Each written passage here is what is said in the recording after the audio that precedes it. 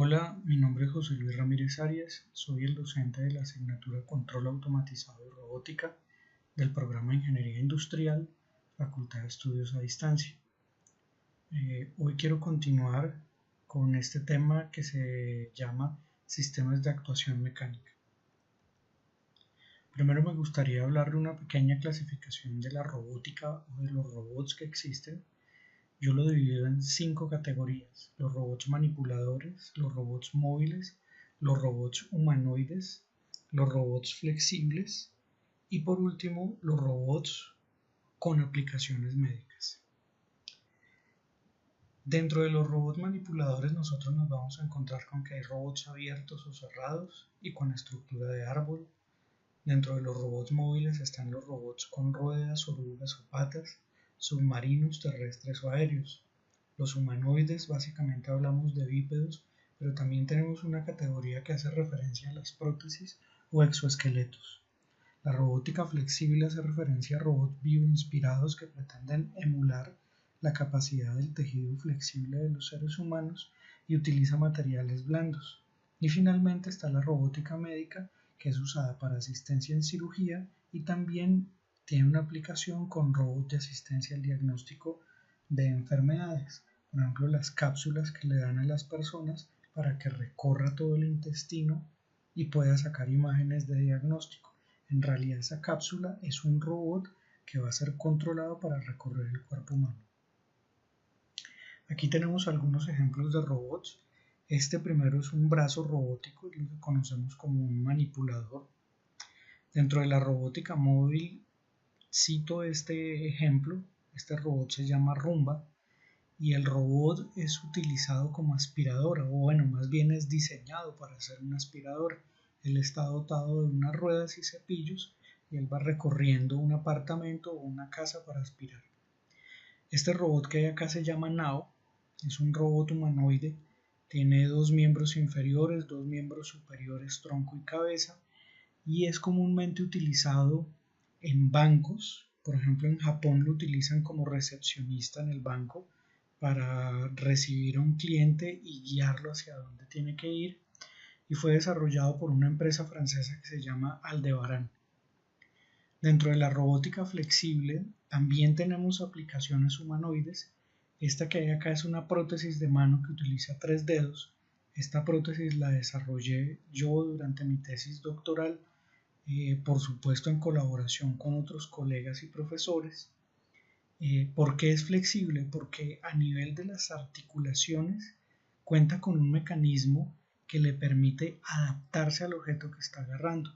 Además, en este nivel de acá, acá y acá, la articulación es completamente flexible, es fabricada en un material de caucho, igual que la punta de los dedos. Y para el caso de la robótica médica, traigo este ejemplo. Todo este conjunto, esta máquina que tenemos acá, junto con este conjunto de brazos robóticos y este sistema de servidores, es el robot Da Vinci. Es un robot. Acá en esta camilla se ubica el paciente que va a ser operado por este médico de manera remota. Entonces todo este sistema le permite al médico tener un panorama de lo que está sucediendo con el paciente acá. Entonces, como nosotros estamos en ingeniería industrial, de toda esa área de la robótica, a nosotros nos interesa trabajar con los robots manipuladores. Y entonces lo que vamos a hacer en esta entrega es hablar de los mecanismos, de las transmisiones y de las articulaciones para llegar a hablar de sistemas de actuación mecánica. Todo este conjunto de ítems sería lo que nosotros vamos a denominar sistemas de actuación mecánica. Entonces lo que vamos a hablar es enunciar los tipos de cadenas cinemáticas presentes en los robots manipuladores, los tipos de articulaciones, los sistemas de transmisión de movimiento flexible y los sistemas de transmisión de movimiento rígidos. En cuanto a tipos de cadenas cinemáticas, nosotros vamos a hablar de que existen cadenas cinemáticas abiertas. Entonces, por ejemplo, acá hay un dibujo esquemático. ¿Qué nos muestra este dibujo? Nos muestra cada uno de estos elementos, es lo que vamos a llamar un eslabón cinemático, y lo que conecta esos eslabones cinemáticos es lo que vamos a denominar una articulación. En este caso lo llamamos una cadena cinemática abierta porque el robot por un lado está anclado a lo que llamamos un bastidor o el suelo, y en el otro extremo es el extremo útil del robot, donde voy a ubicar una pinza, por ejemplo, o lo que va a entrar en contacto con objetos. Este robot que tenemos acá es un caso clásico de lo que es un robot con cadenas cinemáticas abiertas. ¿Por qué? Porque esta parte del robot va anclado y esta otra parte del robot va a ser móvil y puede entrar en contacto con objetos, desplazarlos, ubicarlos, en fin. Cuando hablamos de cadenas cinemáticas en árbol, entonces vamos a tener esta configuración. Fíjese que yo tengo una parte del robot está anclado a un bastidor, pero luego tengo una división y entonces tengo múltiples puntos de contacto con un objeto. Un caso típico de eso es el robot que yo diseñé. Fíjese que toda esta parte yo la puedo considerar como el bastidor y cada dedo sería uno de estos elementos en árbol. Entonces yo aquí tengo una cadena cinemática, aquí otra cadena cinemática y aquí una tercera cadena cinemática. Y por eso lo llamamos cadenas cinemáticas en árbol, porque parten de un punto común, pero se derivan y pueden tener contacto con un solo objeto en múltiples puntos o con múltiples objetos. Luego tenemos las cadenas cinemáticas cerradas. Entonces, aquí ¿qué va a suceder? Que yo voy a tener una cadena cinemática que parte del bastidor o del suelo y regresa al mismo bastidor. Y por supuesto, pues puede tener cadenas cinemáticas derivadas. Si ustedes se fijan, ese es el caso de un robot humanoide. ¿Por qué? Porque cuando el robot tiene los dos pies sobre la tierra es el bastidor. Entonces yo tengo la cadena cinemática que se eleva, pero vuelve a la tierra, tal como está sucediendo acá. Y luego tengo el tronco y los brazos y la cabeza, que serían esa cadena cinemática externa que puede salir de esta cadena cinemática cerrada. Entonces ese es un buen ejemplo de un robot con cadena cinemática cerrada. Y hay otros robots que se llaman cadenas cinemáticas en paralelo. Entonces yo voy a tener acá una plataforma y esa plataforma va a estar conectada al bastidor a través de múltiples cadenas cinemáticas. Este es un ejemplo, también es un robot que yo diseñé, es un robot que se patentó, la patente fue otorgada el año pasado. ¿Y en qué consiste? Yo tengo aquí una plataforma y esta plataforma es la que va a interactuar con el objeto. Esto que hay acá es el chasis, que también lo vamos a llamar bastidor, y entonces yo tengo tres brazos que están conectándome el chasis con esta plataforma que se va a mover. Una aplicación de este robot, por ejemplo, es la fabricación de circuitos impresos. ¿Por qué? Porque el hecho de tener tres brazos posicionando la plataforma aumenta la precisión del robot. Entonces ahí tenemos unos buenos ejemplos de los tipos de cadenas cinemáticas presentes en robot. Ahora, en cuanto a las articulaciones de los robots son muy variadas, pero como nosotros estamos hablando de robots manipuladores con aplicaciones industriales, podemos resumir todas esas articulaciones o juntas a dos, las juntas rotacionales y las juntas prismáticas.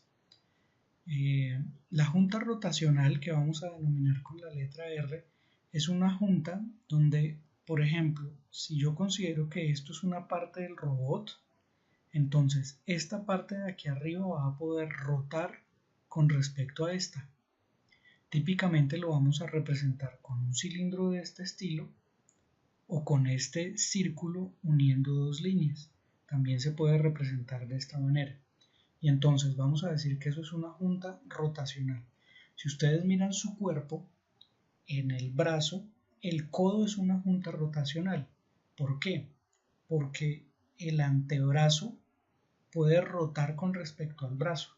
Entonces yo tengo una parte fija, este sería el antebrazo, y luego aquí voy a tener, perdón, este sería el brazo y este sería el antebrazo. Entonces este antebrazo puede rotar con respecto al brazo. Y lo otro es la junta prismática. La junta prismática es un desplazamiento. Entonces, si yo considero que esta parte está fija, entonces esta parte que hay acá va a poder alejarse. Y entonces eso va a poder producir un estiramiento del brazo del robot. Aquí esta es otra forma de representarlo, donde estas flechas me indican que yo puedo desplazarme hacia la derecha o hacia la izquierda. Y estas son las representaciones esquemáticas que vamos a usar. Típicamente vamos a usar un cuadrado con una cruz en su interior o esta figura que tenemos acá. Esas dos representaciones nos llevan a configuraciones de robots y entonces es lo que vamos a llamar la arquitectura de los robots manipuladores. Entonces, fíjese que en este caso, si nosotros nos referimos a la diapositiva anterior, estamos utilizando esta forma de representación. Entonces, fíjese que yo voy a tener una articulación rotacional, otra articulación rotacional y otra articulación rotacional. Y por eso estas arquitecturas las vamos a llamar RRR, que significa rotación, rotación, rotación. ¿Qué más podemos decir? Podemos decir que esta no es la única configuración posible. Fíjense que yo puedo tener esta rotación perpendicular a esta y esta paralela a esta, pero también puedo tener esta perpendicular a esta y esta perpendicular a esta, y en general puedo crear configuraciones RRR muy diferentes. Aquí voy a tener una configuración rotacional, rotacional prismática, porque tengo dos articulaciones rotacionales y una prismática. Y aquí voy a tener una configuración rotacional prismático-prismático porque tengo dos prismas seguidos de una rotacional. Y aquí voy a tener prismático rotacional porque primero encuentro una junta prismática y luego dos rotacionales. Este caso es otro caso muy común, es el caso rotacional prismático rotacional, donde siempre voy a encontrar un rotacional al principio y al final y un prismático en la mitad. Como se dan cuenta, ese es el caso en todas estas configuraciones. Y aquí tenemos el caso prismático, prismático rotacional y el caso que es completamente prismático, prismático, prismático, prismático. La arquitectura de un robot de 6 grados de libertad, GDL, es la sigla de grados de libertad. ¿Qué nos va a mostrar? En el caso anterior lo que teníamos era el hombro. Entonces nosotros vamos a tener los 3 eslabones que están conectados allí por las articulaciones, como lo acabamos de ver. Y luego vamos a tener una parte correspondiente a la muñeca que también va a tener una arquitectura, en este caso RRR. La mayor parte de los robots que encontramos en la industria son robots de tipo rotacional. Vamos a hablar de la problemática de la transmisión del movimiento. Pues resulta que cuando yo tengo un robot, el robot normalmente va a utilizar motores y esos motores van a necesitar estar conectados a los eslabones o a las piezas del robot. El problema es que no necesariamente el motor va a estar directamente al lado de la pieza del robot y entonces voy a necesitar lo que se llaman mecanismos de transmisión del movimiento. El primer mecanismo que vamos a ver es lo que vamos a llamar transmisiones flexibles. Y entonces esas transmisiones flexibles básicamente son poleas con correas o cadenas con piñones. Cuando nosotros hablamos de poleas o bandas, vamos a decir que hay bandas planas, es decir que si yo la miro de lado voy a ver este cuadrado, voy a ver poleas redondas en donde la correa pues va a ser redonda, tipo B, y de sincronización, donde no voy a tener un punto de agarre sino dos o más. Hay ciertas restricciones. Ustedes ven por ejemplo aquí el espesor de la correa que denominamos T está limitado, entonces tengo un límite o en pulgadas o en milímetros. Cuando es redonda voy a tener un diámetro que también tiene unas dimensiones determinadas. Aquí cuando hablamos de las correas tipo B también va a tener un valor de espesor que tiene unos límites Y en el caso de las correas de sincronización, lo que yo voy a hablar es de la distancia entre, llamémoslo así, los dientes. Y esa distancia pues va a ser mínimo de 2 milímetros. Ahora, eso que nosotros acabamos de ver es la correa, es decir, es este elemento negro que está alrededor de las poleas. Y entonces lo que nosotros vamos a tener es que siempre voy a tener mínimo dos poleas. Una polea que voy a llamar la conductora y otra polea que voy a llamar la conducida. La polea conductora es la polea que va a ir conectada directo al motor. Y entonces yo voy a tener la siguiente relación. Si yo multiplico el diámetro de la polea mayor por la velocidad angular de esta polea, eso debe ser igual al diámetro de la polea menor por la velocidad angular de la polea menor. Y entonces, ¿qué pasa? Que como este diámetro es mayor que este, la velocidad angular de esta polea va a ser menor que la velocidad angular de la polea de entrada. Y eso significa que vamos a tener una reducción de la velocidad. Por esto estos mecanismos de transmisión generalmente los llamamos reductores. En este caso, cuando la polea va conectada directa, las dos poleas están conectadas de manera directa a través de la correa, cuando yo roto en el sentido horario, esta otra también va a rotar en el sentido horario. Cuando la correa va cruzada, como en este caso que tenemos acá, entonces la velocidad angular va a ser opuesta, es decir, si este rota en el sentido de las manecillas del reloj, este rotará en el sentido opuesto a las manecillas del reloj. Aún así, en magnitud, la relación es exactamente la misma en ambos casos. El problema de este tipo de poleas es que cuando se requiere una cantidad de fuerza alta, como no hay ningún sistema que me permita tener la correa fija a la polea, va a ocurrir un deslizamiento de la correa. ¿Cómo se soluciona eso? Sencillo, lo que vamos a hacer es que a la correa le vamos a agregar estas ranuras y la polea ya no va a ser una polea lisa, sino una polea dentada, es decir, va a tener estos dientes. Y esto es lo que vamos a llamar bandas o correas de sincronización. Y las llamamos así porque el movimiento de la rueda conducida o de la polea conducida va a coincidir exactamente con el movimiento de la polea conductora gracias a estos dientes que nosotros hemos agregado a la polea. Otro mecanismo es el mecanismo de la cadena de rodillos. Este mecanismo es fácil de entender porque es el mismo que utiliza la bicicleta. Entonces yo lo que tengo es un piñón y ese piñón se va a adaptar a unos rodillos que están dentro de la cadena. Típicamente en las bicicletas yo tengo cadenas con una sola hilera, pero en robótica puedo encontrar cadenas como estas donde voy a tener una doble hilera de rodillos. Eso se utiliza para mejorar la capacidad de fuerza que puedo aplicarle a estas cadenas. También vamos a encontrar los mecanismos de transmisión utilizando engranajes rectos. Entonces, cuando hablamos de un engranaje recto, yo voy a tener dos ruedas que están engranadas entre sí de esta manera. ¿Y cómo se engranan?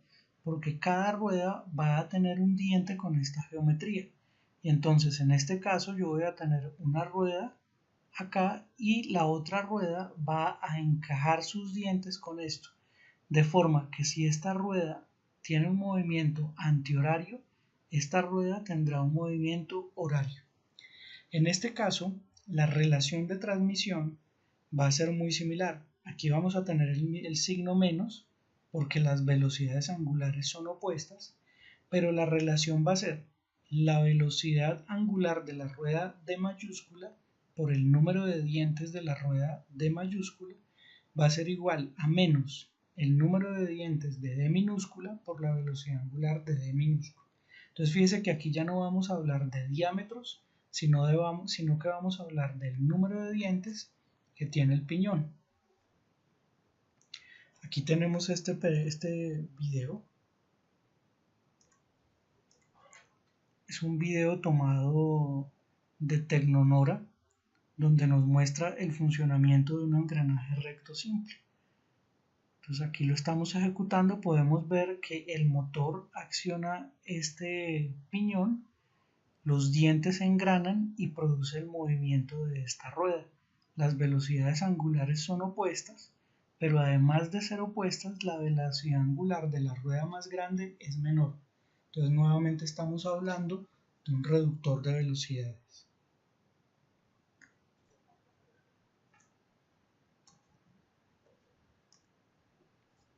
Luego vamos a tener los engranajes helicoidales.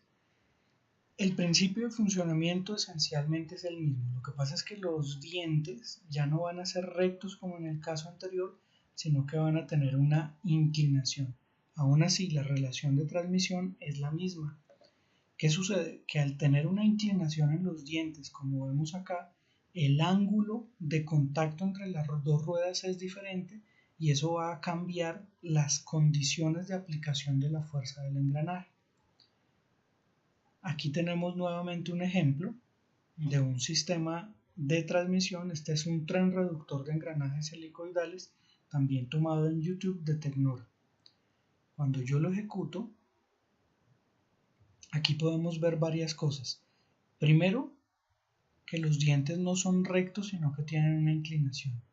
Y segundo, podemos ver cómo las velocidades cambian desde el motor hasta las ruedas mayores. Como esta rueda rota síncrona con esta, aquí voy a tener una velocidad mucho menor a la de engranaje rojo y aquí la velocidad aumenta por el hecho de que la rueda anterior tenía un diámetro mayor. Esta es una bibliografía que les presento. Primero, si quieren saber un poco más acerca del robot nado humanoide, aquí está la información para acceder a este robot. Quiero mostrarles este libro de diseño en ingeniería mecánica de Shigley. Este lo pueden consultar en la biblioteca, bien sea en cualquiera de las bibliotecas. Pueden verificar en el sitio de la biblioteca de la universidad para buscar en dónde está disponible. En esta página tenemos la información del robot Da Vinci, el robot para medicina. Este de iRobot Corporation es el robot aspiradora. Pueden verificar la información en este link. Aquí hay otro libro muy interesante que se llama Modeling, Identification and Control of Robots. Es un libro de robótica que lo pueden consultar es un libro que está virtual dentro de las bases de datos de la universidad. Entonces lo único que necesitan hacer es entrar por el link de libros digitales y dentro de libros digitales buscar a ProQuest y allí van a encontrar este libro. Aquí tenemos el robot LBR-IIWA de la empresa KUKA.